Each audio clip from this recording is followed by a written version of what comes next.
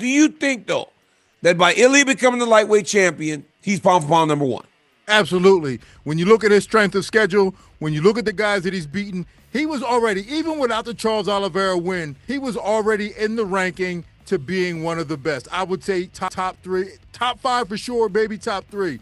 But the win over Charles Oliveira, first round knockout, solidifies Ilia Topuria as the number one pound for pound fighter in the world, no doubt about it. So, Dino, I was talking to Arman Sarukian yesterday, and he said to me it was expected that Ilia would beat Charles Oliveira. So that has no bearing on the entire thing. The fact that he won a fight that many say he was supposed to, I get it. But I must say this, I agree.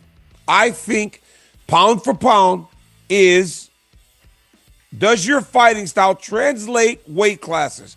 We saw by knocking out Volkanovski, by knocking out Holloway, his fighting style is effective at 145. Before he started as a bantamweight, it was effective there because he's undefeated. Now he's the lightweight champion. I agree.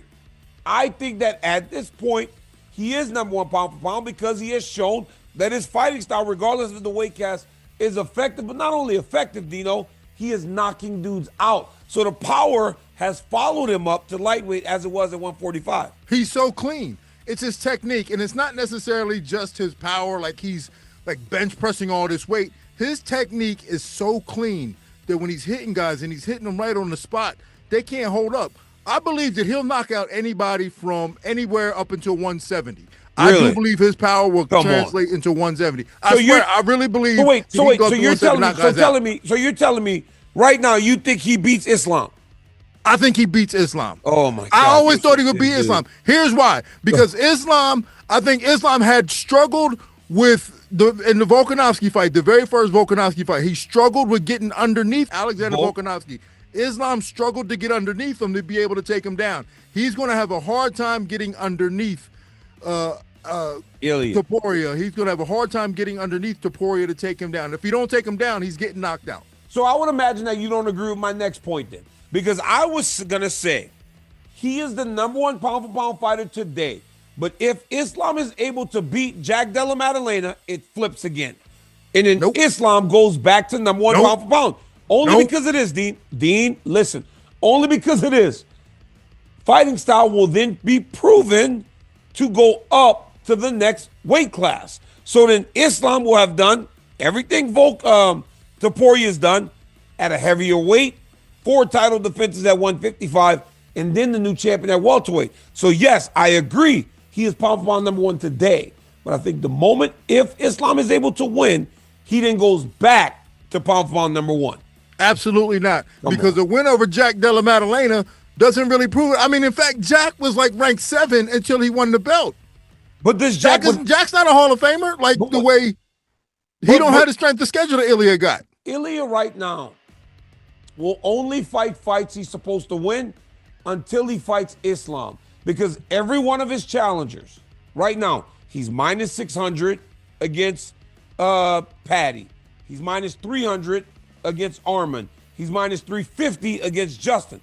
Only person he's an underdog to is Makhachev. So if Makhachev becomes the welterweight champ, doesn't he go back to pound for pound number one, Dean? Absolutely not. The fact that Ilia is such a strong favorite already says enough about how good we think he is. I think he's great too.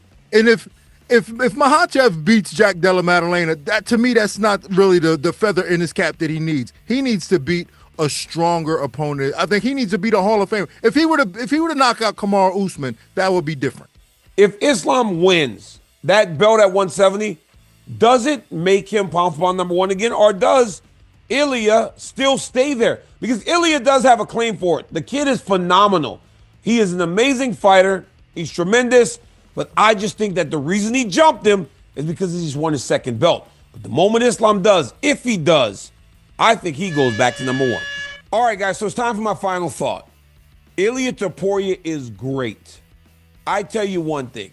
It don't matter if you love him or you hate him. I don't understand why so many were booing him over the course of last week when in reality, all he has done is the right thing.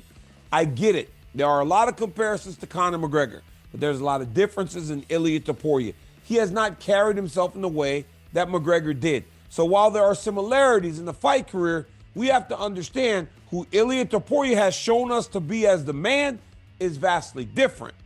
So while the actions are great inside the octagon, to this point, all he has shown us is great actions outside of the octagon. Now I know my great friends out in Dagestan may not have the best relationship with him, but I do know if I know these guys, they respect what he has done inside the octagon. We'll see what happens in the future. But as of today, just acknowledge that this kid is great and he's different. And what he's doing to this point is as good as anything we have seen in a really long time. That confidence, that smile, that walk lets you know that you are watching an individual who believes that only success lies ahead of them every time they step into the octagon.